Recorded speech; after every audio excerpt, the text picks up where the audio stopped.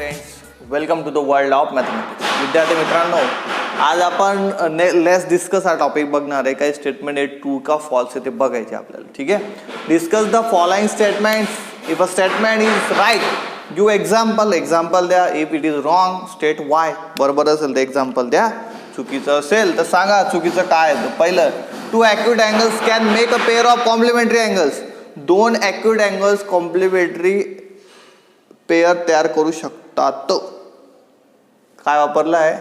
Can. दोन accurate angles complementary pair तयार करू शकतात. यस, करू शकतात.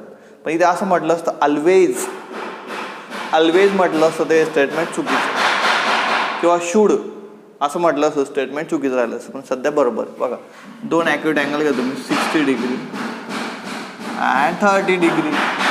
बरोबर आहे ना. 60 आणि 30 दोघी ॲक्युरेट आहे, दोघांची बेरीज करा 90 येते, म्हणजे कॉम्प्लिमेंटरी अँगल आहे. तर स्टेटमेंट कसं आहे? True. Two right angles can make a pair of complementary angles. दोन राईट अँगल कॉम्प्लिमेंटरी अँगल बनवू शकतात का? No, false. कारण 90 डिग्री आणि 90 डिग्री राईट अँगल म्हटलंय ना. 90 आणि 90 किती होईल? 180. दोन राईट अँगलमुळे सप्लिमेंटरी अँगल्स तयार होतील, कॉम्प्लिमेंटरी अँगल तयार होणार नाही. त्यांनी म्हटलं if it is wrong state why. False आहे. Because addition of two right angles is always 180 degree. 90 180. Third, one accurate angle and one obtuse angle can make a pair of complementary angle. True आहे का false? बघा, एक accurate angle घ्यायचं, एक obtuse घ्यायचं. Obtuse म्हणजे 90 पेक्षा मोठा. सपोज 91 घेतला. ॲक्युरेट कोणता आपण घेऊ शकतो? 90 पेक्षा लहान. सपोज 80 घेतला. करा बेरीज. 8 आणि 9 17, 171. त्यांनी काय म्हटलंय? एक ॲक्युरेट आणि एक ऑब्ट्यूस कॉम्प्लिमेंटरी अँगल तयार करू शकतो. कधीच पॉसिबल नाही, कारण कॉम्प्लिमेंटरी अँगल्स म्हणजे काय? बेरीज 90 पाहिजे. आणि ऑब्ट्यूस अँगल म्हणजे काय? 90 पेक्षा मोठा. 90 पेक्षा मोठा तुम्ही 91 घेतला, ऑब्ट्यूस घेतला. ॲक्युरेट सगळ्यात लहान ॲक्युरेट अँगल सपोज 1 डिग्री पेल, तरी बेरीज 92. 91 मध्ये काहीही मिळवलं तर 90 पेक्षा खाली येऊ शकत नाही. त्याच्यामध्ये स्टेटमेंट आहे फॉल्स. स्टेटमेंट काय? फॉल्स. ठीक आहे, याचा एक्झाम्पल देऊ शकतो. बिकॉज असं लिहू शकतात, obtuse angle is always greater than 90 degree. आणि दोन कॉम्प्लिमेंटरी अँगलची बेरीज 90 असते. बरोबर.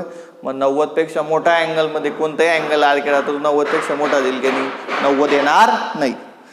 To accurate angles can form a pair of supplementary angles. दोन ॲक्युरेट अँगल हे सप्लिमेंटरी अँगलची जोडी बनवू शकतात का? फॉल्स. कारण का? ॲक्युरेट अँगल घ्या दोन.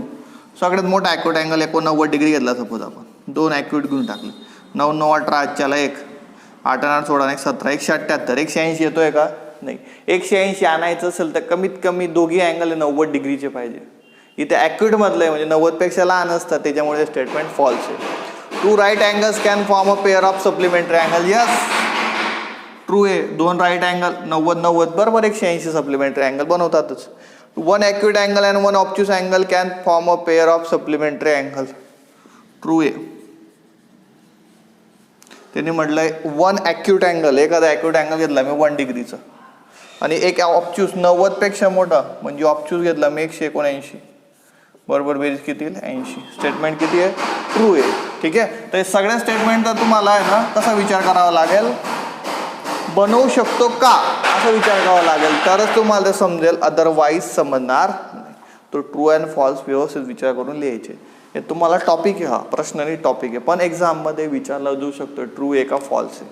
तर व्यवस्थित विचार करायचा, व्यवस्थित एक्झाम्पल घ्यायचे, त्यानुसार तसं लिहायचं आहे. चला विद्यार्थी मित्रांनो, नेक्स्ट कन्सेप्ट आहे आपला अपोजिट रेज. अपोजिट रेज शिकले तुम्ही. अपोजिट रे काय असतात बघा, फिगर सांगतो. पहिले, दोघी रे हे काय पाहिजे? एकाच स्ट्रेट लाईनवर पाहिजे. कुठे? एका स्ट्रेट लाईनवर. बघा आता हा रे, पहिला रे काढतो मी ए बी. त्याचा ओरिजिन पॉईंट कोणता आहे? ए, म्हणजे starting point. A starting point ray A B. दुसरा रे काढतो मी रे ए सी. त्याचा पण ओरिजिन काय? ए. रे A B A ray C, दोघी रे एकाच लाईनवर आहे. ओके, तर बघा two rays are said to be opposite rays. दोन रेजला आपण काय म्हणतो, अपोजिट रेज. इफ, त्यातली पहिली condition, they have same origin, त्यांचं ओरिजिन सेम पाहिजे. दुसरं, they lies on same straight line, एका स्ट्रेट लाईनवर पाहिजे. Second, both have opposite direction. आता अपोजिट म्हणजे काय माहिती आहे तुम्हाला, हा जर राईट साईडला चालला आहे, लेफ्टला चाललेला आहे. ओके, फिगरमध्ये, इन फिगर अपोजिट रे कोणते, ray A B and ray A C are opposite rays. हे दोघी रे कसे आहे, अपोजिट रे. लक्षात आलंय, लगेच समजतं. स्ट्रेट लाईनवर एक पुढे चाललाय, एक मागे चाललाय, दोघींचा कॉमन ओरिजिन आहे ए. ठीक आहे, चला विद्यार्थी मित्रांनो, प्रॅक्टिस सेट 18ला आपण सुरुवात करणार. एक फिगर दिली आहे, त्यात तुम्हाला 2 क्वेश्चन विचारले. First, name the pairs of opposite rays in the figure. Opposite पेअर्सचे नावं लिहायची.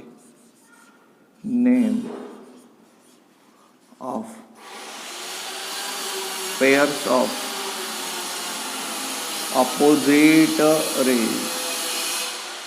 ओके, अपोजिट रे आपण सहज लिहू शकतो. पहिलं, P T P N, ray P T and ray P N.